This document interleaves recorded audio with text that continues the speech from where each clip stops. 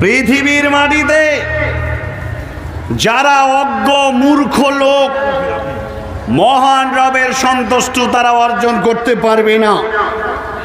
আল্লাহর সন্তুষ্ট অর্জন করতে পারবে শুধু শিক্ষিতরা। আল্লাহ তাবারাক ওয়া তাআলাকে খুশি করতে পারবে শুধুমাত্র জ্ঞানী লোকেরা। মূর্খরা আল্লাহকে খুশি করতে পারবে না। বলে মূর্খ কারা আর জ্ঞানী কারা? বেশি পড়লেই শিক্ষিত হওয়া যায়, না পড়লেই কি মূর্খ হওয়া যায়? আসলে তা নয়। এ হাদিস স্পষ্ট করে বলে দিয়েছেন রাসূল করিম সাল্লাল্লাহু আলাইহি ওয়াসাল্লামের সাহাবা হযরত আবু হুরায়রা। প্রিয় ভাইরা, হাদিসের অনুবাদটা শুনলে আপনি বুঝতে পারবেন। হযরত আবু হুরায়রা তিনি বলছেন, আন আবি হুরায়রা রাদিয়াল্লাহু তাআলা আনহু قال قيل يا رسول الله من اكرم الناس ও নবী মুহাম্মদ সাল্লাল্লাহু আলাইহি ওয়াসাল্লাম আপনি বলে দেন পৃথিবীর মাটিতে কোন লোকটা হলো সম্মানিত? বিশ্বনবী শর্টকাট উত্তর দিলেন, ক্বালা আতকাহুম, সবচাইতে দামি হলো দামি ঈমানদার, গাঢ় ঈমানদার। সাহাবারা বললেন, ফাকালু লাইসা নাসালু হাদা ইয়া রাসূলুল্লাহি সাল্লাল্লাহু আলাইহি ওয়াসাল্লাম। ও নবী গো, এটা আমরা আপনার কাছে জানতে চাই না। বিশ্বনবী বললেন, তাহলে কোনটা তোমরা জানতে চাইছো? ক্বালা ফায়ুসুফ নবিয়ুল্লাহ, পৃথিবীর মাটিতে আল্লাহর কাছে সবচেয়ে সম্মানিত একজন মহান মানুষ ছিলেন, যার নাম হলো হযরত ইউসুফ আলাইহিস সালাম। কেন নাম? তার বাপ ছিল নবী। ফায়ুসুফ নবিয়ুল্লাহ ইবনে নবিয়িল্লাহ ইবনে নবিয়াল্লাহ ইবনে খলিলিল্লাহ।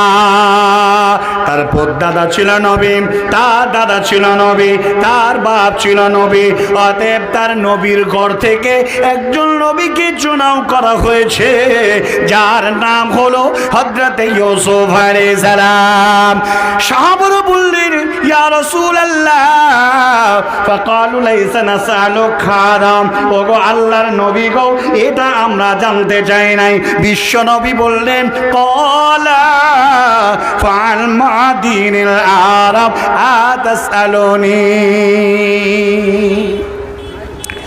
আমাকে সেই লোকটির কথা বলছো যে লোকটি আরবের মাটিতে, সেই লোকটির কথা জিজ্ঞাসা করছো?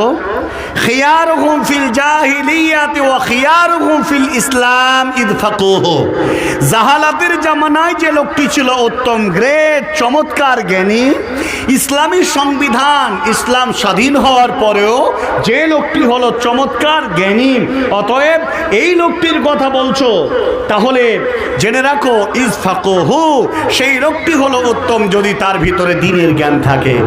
এই হাদিস থেকে আমরা বুঝতে পারলাম, এই থেকে বুঝতে পারলাম যে দ্বীনের জ্ঞান, দ্বীনের বোঝ, দ্বীন, ইসলামের education, Islamic knowledge, Islamic ideology যদি কারো ভিতরে থেকে থাকে, তাহলে জেনে রাখবেন ওই লোকটি বাংলা, ইংরেজি, আরবি, পৃথিবীর যে শিক্ষায় শিক্ষিত আর না হতে পারুক না কেন, অশিক্ষিত হোক না কেন, যদি তার ভিতরে দ্বীনের জ্ঞান থাকে, তার মানে হালালের জ্ঞান থাকে, হারামের জ্ঞান থাকে, জায়েজের জ্ঞান থাকে, না জায়েজের জ্ঞান থাকে।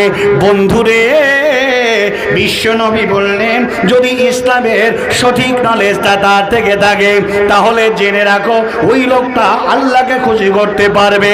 হাকিম, ব্যারিস্টার, উকিল, যত বড়ই দাবি দাবি শিক্ষিত মানুষ হোক না কেন, যদি তার ভিতরে দ্বীনের জ্ঞান না থাকে, ওই লোকটি আল্লাহকে সন্তুষ্ট করতে পারবে না।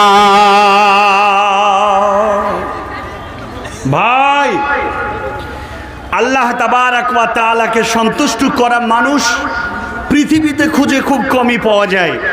ভারতবর্ষের মাটিতে আজ যে দুরবস্থা চলছে, আজ যে ভারতবর্ষের মুসলিমদেরকে এমন একটা স্কোপে তারা ফেলে দিয়েছে, মনে হচ্ছে মুসলমানরা এই আল্লাহর জমিনে টিকে থাকতে পারবে না। ভারতবর্ষের মাটিতে মুসলমানরা যারা তাদের চরিত্র দিয়ে, যারা তাদের ব্যবহার দিয়ে সারা পৃথিবীর অমুসলমানদেরকে তাক লাগিয়ে দিল, বুঝিয়ে দিল যে দেখো মুসলিম কাকে বলে। আমি মুসলিম চিররণবীর, আমি মুসলিম চিররণবীর, মরণকে করি না ভয়, মরলে শহীদ বাজলে গাজী, এটাই আমার পরিচয়। মুসলমানদের স্লোগান হলো এটাই। ভাইরা আমার, বন্ধুরে আমার, আজ এত বড় মাদ্রাসা আপনারা তৈরি করেছেন, পৃথিবীর মাটিতে এই কাজগুলো করবে কারা? আল্লাহ তাবারক ওয়া তাআলাকে যারা সন্তুষ্ট করার মানসিকতা এগিয়ে এসেছে, বিরাট বড় বড় মসজিদগুলো, ইমারতগুলো বানিয়েছে মুসলমানেরা। কোরআন তেলাওয়াত হয়, 5 ওয়াক্ত নামাজের আযান হয় এবং গুনগুন গুনগুন করে কোরআন তেলাওয়াত করে মুসলমান। এই স্মৃতি সৌধের উপরে যতক্ষণ পর্যন্ত মহান আল্লাহ তাবারক ওয়া তাআলার সন্তুষ্টমূলক কাজে নিয়োজিত ছিল, মুসলমানেরা হাদিসের কথাগুলো তারা তৎপর হয়ে মেনেছিল, কোরআনের বাণীগুলো তারা অক্ষরে অক্ষরে তাদের জীবনে পালন করেছিল। মুসলমান এই যতদিন তারা এই রাস্তায় ছিল, পৃথিবীর কোন শক্তি তাদের নষ্ট করতে পারে না। আর আজ তারা যখন কোরআন ছেড়ে দিল, হাদিস যখন তারা অমান্য করে বসলো, অমুসলমানরা তাদের উপরে ইহুদি নাসারা আর যত রকমের বাতিল শক্তিরা রয়েছে না কেন, তারা তাদের উপরে তারা বিজয় লাভ করে বসলো।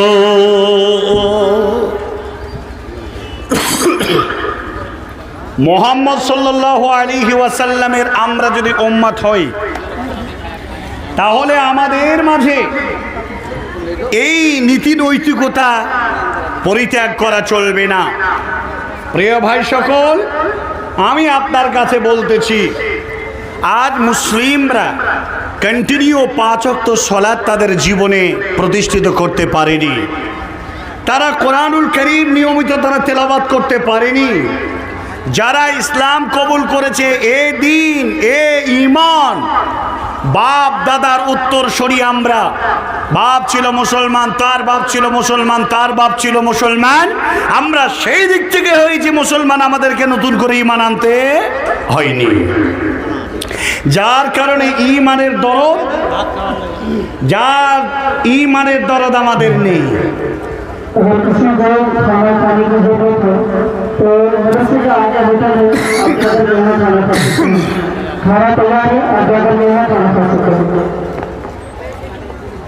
প্রিয় ভাইরা, রাত কটা বাজলো? 11:30টাতে মানুষের বিচলিত মনোভাব, আলোচনা মন দিয়ে শোনার মতো মানসিকতা দেখতে পাচ্ছি না। আসলে জালসা জৌলুস কি কম হচ্ছে? আজ নাই শুনবো, তা কাল আর এক জায়গায় আছে, ভালো করে শুনে নেব।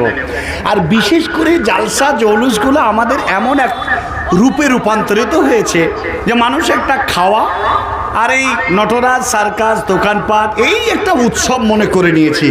আজকে বড় খাওয়া হলো ঈমান তাজা করা, কথা ঠিক কিনা? মনে করেন ক্ষুধা লাগলে খাবার খেতে হয়, আর খাবার খেলে পেটটা উঁচু হয়, কিন্তু আপনার হৃদয়ে যে ঈমানটা এত ক্ষুধার্ত হয়ে আছে, তো সেই ক্ষুধার্ত ঈমানকে, দিলকে, কালকে খাবার দিতে হবে। শুধু পেট ভরে খাবেন, পেট মোটা হবে, আর ঈমানি খাবার খেলে যে আপনার ঈমান মোটা হবে, এটা আপনি ঘুরে তাকিয়েছেন একবার? শোনেন, আল্লাহ তাবারক ওয়া তাআলা পবিত্র কোরআনুল কারীম, ঠিক আছে ঠিক আছে ঠিক আছে, সুন্দর বাজছে, আমাকে ভালো লাগছে বলতে। আল্লাহ তাবারক ওয়া তাআলা পবিত্র কোরআনুল কারীমের মধ্যে বলে দিয়েছেন, শরীফুল হক রহমানি 1000, শরীফুল হক রহমান নাকি রহমানি, শরীফুল হক রাহিমনি, আর মাহবুর আলমের। উঠে যাবেন না, আমি কোরআনের তাফসীর করবো ইনশাআল্লাহ। এখানে 1000 টাকা দিলেন, মাদ্রাসার জন্য কিছু বলছি। 1000 টাকা দিয়েছেন তিনি, জোরে বলবেন না একবার আলহামদুলিল্লাহ। কথা বলেন, আপনারা কথা বলেন, ঝাঁকুনিতে ওঠেন আলহামদুলিল্লাহ। 1000 টাকা। মাহবুব আলমের স্ত্রী, মাহবুব আলমের স্ত্রী 100 টাকা, 100 টাকা, একটা কোরআন মাজিদ আর একটা ছোট্ট কথা। জোরে বলেন আলহামদুলিল্লাহ। প্রিয় ভাই সকল, এটা মাদ্রাসা, এই মাদ্রাসার জন্য আপনাকে দিল থেকে ডোনেশন করতে হবে। আপনারা খাওয়া দাওয়া যাদের প্রয়োজন আছে ধীর স্থিরভাবে একে একে যাবেন, এ কথা ঠিক, কিন্তু আপনার যেটা খাওয়া দরকার, আপনার যেটা দিলের খোরাক, আমি সেই খোরাক দিতে এসেছি, এটা আল্লাহ বলেছেন। আপনি ভালো করে মিলিয়ে নেবেন, বাড়ি যান, কোরআন খুলে দেখেন, পবিত্র কোরআন সূরা নাম্বার 8 সূরা আল আনফাল আয়াত নাম্বার 2। মহান আল্লাহ তাবারক ওয়া তাআলা তিনি বলছেন, যাদের ঈমানকে তাজা করতে চায় বা তাজা করে তারা কারা, তাদেরকে দেখো। আল্লাহ বলছেন কি, বিসমিল্লাহির রহমানির রহিম,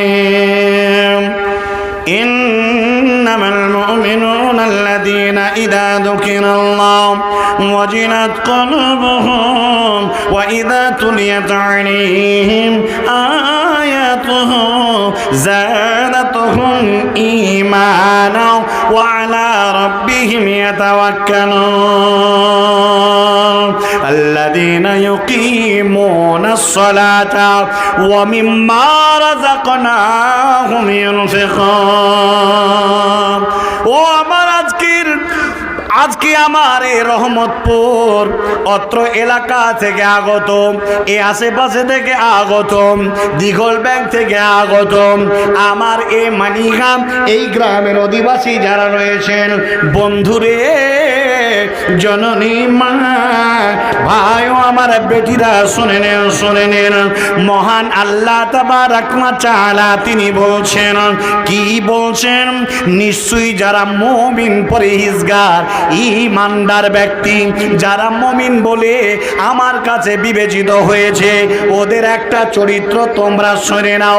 চরিত্রটা হলো কি, এদের কাছে যখন আল্লাহ তাবারক ওয়া তাআলার কালামুল্লাহ বয়ান যখন করা হয়, আল্লাহ তাবারক ওয়া তাআলার জিকির আজকার যখন করা হয়, আল্লাহর নসিহত যখন করা হয়, তখন তাদের অন্তরটা আল্লাহর ভয়ে কাঁপে, থর করে কাঁপে। মুসলমান ও মুমিনেরা, কেন তোমার অন্তরে এত ভয়ে কাঁপে? মুমিনদের হৃদয় কেন কাঁপে? এই জন্যে কাঁপে বাপজি, কাঁপে কেন? একমাত্র রিজিকের মালিক হলেন আল্লাহ, হুয়া রাজ্জাক যুল কুওয়াতিল মাতিন। মহান আল্লাহ হলে একমাত্র রিজিকের মালিক, একমাত্র হায়াতের মালিক, পৃথিবীর কুল কায়নাতের সর্বস্ব মালিকের স্রষ্টা একজন, তিনি হলেন কে? আল্লাহ তাবারক ওয়া তাআলা। এই আল্লাহর সঙ্গে যারা ভালোবাসা করে নিয়েছে, মহব্বত তৈরি হয়েছে, তাহাজ্জুদ হয়েছে, নামাজের মধ্যে হয়েছে, রোজার মধ্যে হয়েছে, কোরবানির মধ্যে হয়েছে, দান ও খায়রাতের মধ্যে হয়েছে, ও মুসলমান, এত কিছুর মধ্যে দিয়ে তোমার রবকে তুমি ভালোবাসার প্রমাণ দিয়েছ। এই জন্যে তোমার রবের যখন বয়ান হয়, তখন তোমার হৃদয়টা থর করে ভাইব্রেশন হয়, কাঁপে। কেন কাঁপে?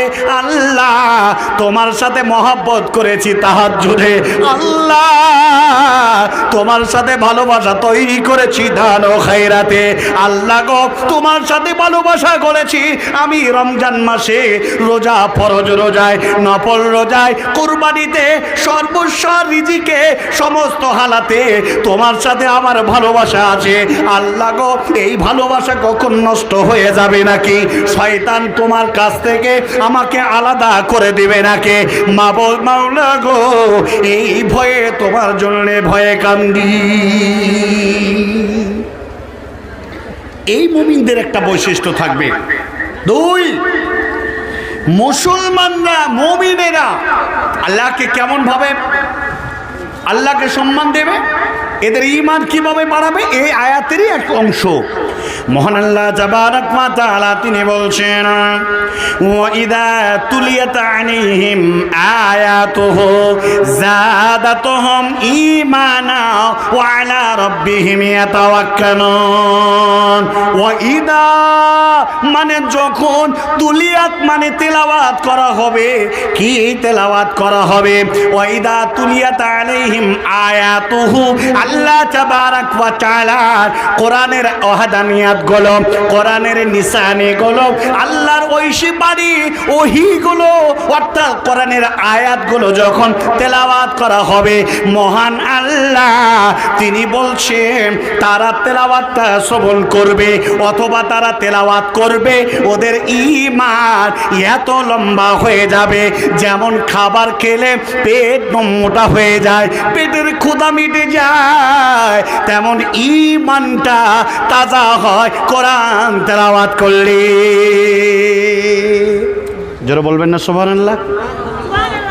মানসিকতা নেই অনেক লোকের শোনার, বুঝতে পারছি। যাই হোক, আমি বেশিক্ষণ আপনার কাছে থাকবো না। এই ঈমান তাজা করেন আপনারা। অনেক কথা বলার আছে কিন্তু সময় অনেক কম, রাত যত ভারী হবে তত আপনারা বিদায় নেবেন। আজকে আমার এই কথাগুলো যত দূর যাবে, আজকে যারা ইউটিউব থেকে যে সমস্ত যারা প্রবাসী ভাই আছেন, যারা দেশে বিদেশে গঞ্জে আর যে জায়গায় আছে না কেন, তারা এই ইউটিউব ভাইদের এই প্রচারে তারা শুনবে। আপনারা শুনছেন, সবাই শুনছে, আকাশ জমিনের যা কিছু আছে সবাই শ্রবণ করতে পারছে। মূলত একটাই কথা যে আল্লাহ তাবারাক ওয়া তাআলাকে সন্তুষ্ট করনে ওয়ালাদের ঈমানের গ্রেড কতটা কম আর কতটা মানে বেশি। কারণ ঈমানি জজবা যদি না থাকে আল্লাহর সন্তুষ্ট অর্জন হবে না। এই মুসলমানেরা, ঈমান যদি আপনার মজবুতি না হয়, লাথি খাবেন, ঝাঁটা খাবেন, দেশ থেকে বহিষ্কার হবেন, ভূমি হারাবেন, ডিভোটার হবেন, আপনাকে ব্যাকওয়ার্ড শ্রেণী করে আপনাকে ডিটেনশন ক্যাম্পে ভরে দিবে, আপনার উপরে নির্যাতনের তীব্র লাভ চড়বে। একমাত্র শহীদের আপনাকে বাঁচাতে পারবে আপনার ঈমান। পৃথিবীর কোনো শক্তি নেই, পৃথিবীর কোনো ক্ষমতা নেই, পৃথিবীর কোনো বাতিল শক্তির ক্ষমতা নেই একজন ঈমানদার মানুষকে পৃথিবীতে ধ্বংস করতে। জোরে বলেন ইনশাআল্লাহ। রাসূল করিম সাল্লাল্লাহু আলাইহি ওয়াসাল্লামের সাহাবাদেরকে পার্থিব জগতে পিটিয়ে পিটিয়ে হত্যা করেছে, করস দিয়ে কেটেছে, লোহার চিরুনি দিয়ে শরীর থেকে মাংসগুলো আলাদা করে দিয়েছে। এরপরেও তারা আল্লাহর দিন থেকে তাদেরকে সরাতে পারেনি। অতএব বিশ্বনবীকে পৃথিবী থেকে উৎখাত করে দেওয়ার জন্য তারা উঠে পড়ে লেগেছিল, তাও তারা পারেনি। কিছু বলছেন না? আচ্ছা, মানে কথা বললে ভাবছি আমাকে কিছু বলছে নাকি, আমি চমকে চমকে উঠছি, বুঝেন না? তো যাই হোক, তো ঈমানদার মানুষ যারা, পরহেজগার মানুষ যারা পৃথিবীতে, এরা সবের ক্ষয় আছে, ঈমানের ক্ষয় নাই। ঈমানদার মানুষের কোনো অবক্ষয় নেই। অতএব 5 ওয়াক্ত নামাজ কন্টিনিউ জীবনে করুন, দাড়ি রাখেন, হারাম রিজিক বর্জন করে দেন, বিড়ি সিগারেট তামাক গুল গুটকা সব ফেলে দেন, বিবিকে পর্দার কাপড়টা মাথায় তুলে দেন, বেটিকে ভালো ঢিলা ঢোলা পোশাক পরান, হালাল রিজিক খান, আর 5 ওয়াক্ত নামাজ রাত্রে না পারলেও কম করে বিশ্ব নবীর ন্যূনতম সুন্নতটা মানেন। 4 রাকাত তাহাজ্জুদের নামাজ আর 1 রাকাত বিতির 5 রাকাত আপনি আদায় করুন। দেখবেন আপনার ঈমান চলে গেছে। চেহারাটা ভালো করে আয়না দিয়ে দেখবেন, চেহারার মধ্যে আপনার বাজে একটা ফিগার চলে এসেছে, কালো কুৎসিতের ভাব আবরণ দিয়েছে। আর ঈমান যেদিন চলে আসবে, ঈমানের জৌলুসে আপনার চেহারার যে রৌনক, চেহারার যে সুন্দর একটি ফুটফুটে একটা কালার, সেটা নিজেই আপনি দেখতে পাবেন। দেখবেন একটা লোক যদি ফজরের জামাতে সালাত আদায় করে, সারাদিন যদি মাঠে কাজ করে, আবার যদি জোহরের সালাতে জামাতে আদায় করে, জামাত সহ করে, মনে কত সন্তুষ্ট হয়, মনে খুব আনন্দ হয়। আহা, ফজরের জামাতে আজ নামাজ পড়তে পেরেছি।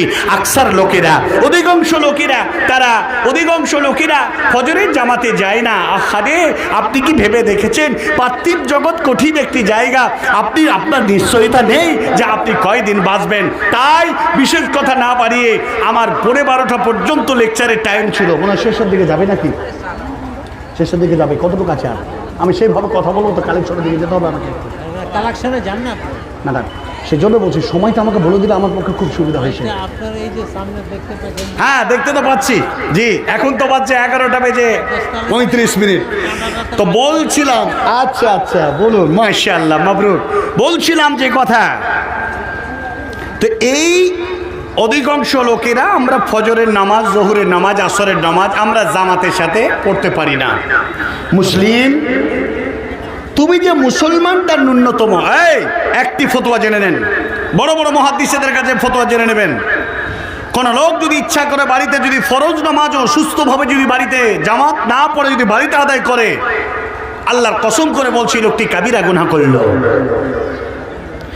কেউ যদি ইচ্ছা করে স্বেচ্ছায় যদি বাড়িতে যদি জামাত ফেল করে ফজর, জোহর, আসর, মাগরিব, ইশা ইচ্ছা করে যদি বাড়িতে আদায় করে নিল, আর কি যাব, যা বাড়িতে স্বামী স্ত্রী পড়েনি।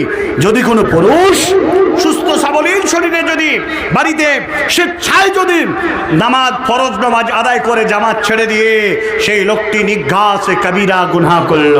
মুসলমান, তুমি আর কত আল্লাহর সঙ্গে তুমি গাদ্দারি করবে, আল্লাহর সঙ্গে কত প্রতারণা করবে? তুমি আল্লাহর দেওয়া নিয়ামত অসংখ্য ভোগ করছো, আল্লাহর দেওয়া রিজিক তুমি খাচ্ছ, এরপরে তুমি আল্লাহ তাবারক ওয়া তাআলা রাসূলের তুমি মানে সঠিক কথা, সঠিক নিয়ম মেনে চলো নাই। আল্লাহ তাবারক ওয়া তাআলার হুদুদ, শরীয়তের যে নীতিবিধান তা তুমি লঙ্ঘন করেছো। আজ এই শাবান মাস, আলেম ওলামারা জুম্মার খুতবায় যারা শাবান মাসের ফাজাইল সম্পর্কে বলছে তারা ঠিক আছে, অধিকাংশ মসজিদগুলোতেও শাবান মাসের ফজিল সম্পর্কে আলোচনা হয় না। শবে বরাত আজকেই আকরামুজ্জামান হাফিজাহুল্লাহ ওরাকমতুল্লাহ বাংলাদেশে বক্তব্য রেখেছিলেন। মুসলমানরা বেদাত কাজ করাতে বহুত পটু, মুসলমানরা বেদাতের সঙ্গে তারা জড়িয়ে যাচ্ছে। অতএব তার জন্য বলেছেন, যেমন একটি কথা বললাম, ফরজ সালাত বাড়িতে পড়লে, নামাজ পড়লেও যেমন কাবিরা গুনাহ অর্জন করা যায়, শবে বরাতের নামে হালুয়া রুটি করে রাত ভোর জেগে ইবাদত যদি করে নেকির আশায়, যেমন একটি উদাহরণ দেওয়া যায়। সুদ হলো এত মারাত্মক গুনাহ, 70 জুজআন, সুদের 70টা শ্রেণী ভাগ আছে। সর্বনিম্ন সুদের গুনাহ হলো নিজের মায়ের সঙ্গে জিনা করা, বলেন নাউজুবিল্লাহ। বিশ্ব নবী বলেছেন, অতএব এই শবে বরাতের কেউ যদি রোজা, শবে বরাত, শবে মানে রাত, বরাত মানে মুক্তির রাত, এই মনে করে দুটি কথাকে মনে করে যদি কেউ রোজা রাখে, তাহলে কত বড় গুনাহ। ওই রাতে ইবাদত করলে, রোজা রাখলে যত গুনাহ, পতিতালায় নারী নিয়ে যদি খেলা করে তার সমপরিমাণ গুনাহ। জোরে বলেন না। উনি বলেছেন, বেশ্যখানায় গিয়ে যদি তুমি নারী নিয়ে খেলা করো তার থেকে ভালো এই রোজা রাখলে তার চেয়ে ভালো। তার মানে কথাটা এইভাবে বোঝাতে গিয়ে তিনি মানুষ অন্য মাইন্ডে নিয়েছে। আমি তার কথা নকল করলাম, মূলত আসল কথা তা নয়। সুদের সর্বনিম্ন স্তর হলো মায়ের সাথে জিনা। তার যদি কেউ এভাবে নাড়াচড়া করা হয়, আবু দাউদের হাদিস, তাহলে বলেছে নিজের মায়ের লজ্জা স্থানকে ঘাঁটা, নাড়া, এতটা নোংরা গর্হিত। প্রিয় ভাইরা, এই শাবান মাসের ফাজাইল সম্পর্কে 13, 14, 15 প্রত্যেক মাসে 3টি করে রোজার যতটা গুরুত্ব এই নিয়াতে যদি আপনি রাখেন তার সমপরিমাণ নেকি পাবেন। বিশ্বনবী জনাবে রাসূলুল্লাহ সাল্লাল্লাহু আলাইহি ওয়াসাল্লাম তিনি এই শাবান মাসে এত রোজা রেখেছেন পুরা মাসই বলতে গেলে বিশ্বনবী কন্টিনিউ রোজা রেখেছেন। বন্ধুরে আমার, আম্মা আয়েশা বলছেন ইয়া রাসূলুল্লাহ ইয়া হাবিবাল্লাহ, অন্য জায়গাতেও আম্মা আয়েশা বলেছেন, রমজান মাসের ব্যাপারেও বিশ্বনবীকে বলেছেন, ওগো আল্লাহর নবী গো, কেন এত কঠোর পরিশ্রম করে? আপনার আগের গোনা পরের গোনা মাফ করে দেওয়া হয়েছে। বিশ্বনবী বলছেন, ও আয়েশা, তুমি কি আমাকে আল্লাহর শুকরগুজার বান্দা হতে দেবে না, চাও না? বিশ্বনবী আমার মুসলমানদের উম্মতে মুহাম্মাদীর একটা বড় দৃষ্টান্ত, একটা বড় ওসওয়া, একটা বড় নমুনা। অতএব বন্ধুরে, মাহে রমজান মাসে